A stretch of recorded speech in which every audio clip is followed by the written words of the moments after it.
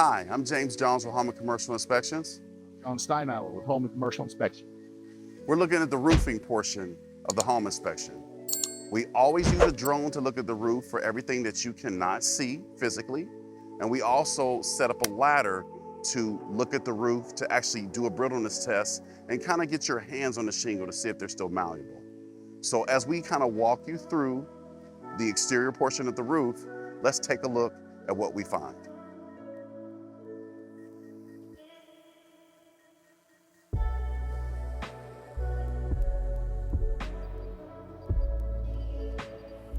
So what I'm seeing here is the trees are overhanging the roof a little bit too much. So I got to get my drone just positioned just right to see that there's a lot of moss on the roof and organics. We also have a lot of debris from the tree saplings and things of that nature clogging the gutters. So we're definitely going to want to look at the foundation when we get inside to see if there's anything that grade and that overflowing water is causing any damage to the structure, okay? Now let's kind of head around the front. There were some other things that as we kind of traversed this roof and looked around that we seen earlier, because we've been out here for several hours now. There's several things that we've kind of seen with the roof, but we're going to get a couple pictures of the moss in this area.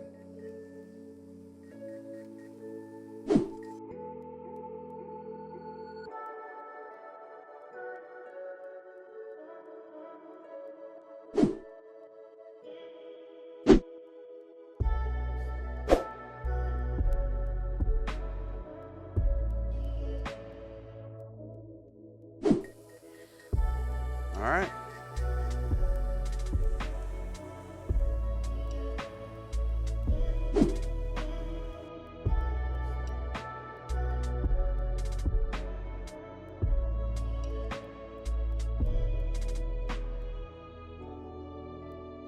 What we're particularly looking at is there's a lot of staining on the roof from the moss and organics overhanging.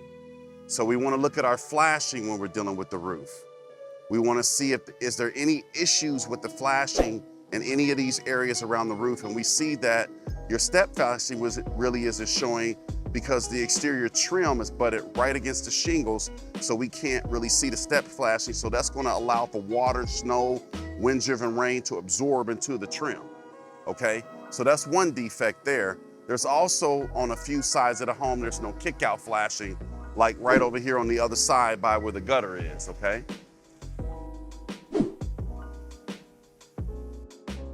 So here we have an issue with no kick-out flashing here on the sides of the gutters where it's not really effective. And then our gutters are clogged. So we're gonna have to write that up. Now, because of this particular downspout discharging onto the roof, our shingles are wavy because a lot of moisture over time has gotten into the decking, and now it's starting to rot out the sheeting and causing the roof to kind of wrinkle there. And so we're gonna have to kind of do something with that defect as well. And that's just too much moisture.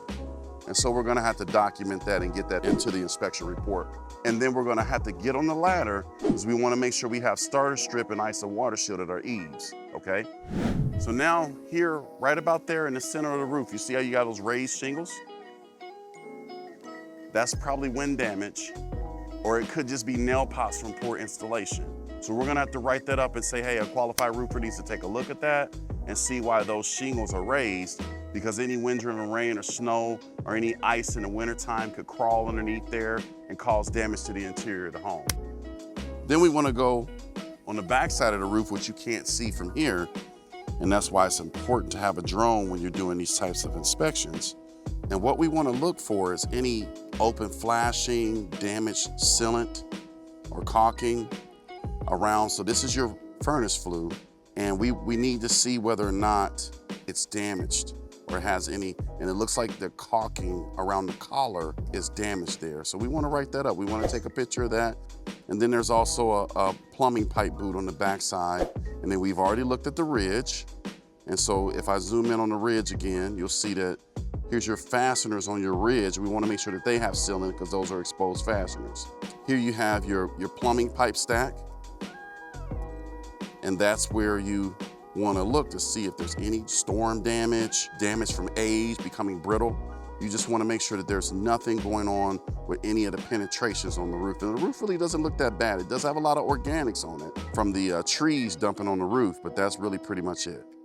So basically with a roof inspection on a home, we're looking for flashing defects, we're looking for problems with the shingles, granule loss, integrity of the shingles.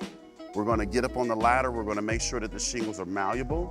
When the trees dump the organics on the roof, the moss build up, it deteriorates the shingles faster, and then we're using the drone for everything that we can't see. Even with a ladder, you still can't see the top of the chimney. You still can't see the ridge up there. There's areas that you just can't get to without a drone, okay? So what we're gonna do is we're gonna land our drone now, because we flew our drone around the outside of the house. We looked at organics. We found missing flashing details. And now what we're gonna do is we're gonna jump up on the ladder and we're gonna check, are the shingles malleable? Is there any ice and water shield and starter strip, okay? And how many layers of roof are there? We get on the ladder, we have to physically feel the shingles. You need to perform a brittleness test, so you need to lift the shingles to see if they're malleable. Then you also need to look and see how many layers of shingles are on the roof. Is the drip edge installed correctly? Is there ice and water shield? So there's a lot to check that you just can't do with the drone. The drone is for your high areas that you can't reach, that you can't see, but the physical touch and feel of the shingles needs to be done when you get on the ladder and check it out. So from the edge, okay? First, I wanna look at the granule loss. How much granule loss is there? Try to determine the age, okay? That's very important in Ohio, to try to determine the age of the shingles. A lot of insurance companies and different people may not warranty a roof that's near the end of life, okay? We wanna look and see, do we have starter strip? Do we have ice and water shield?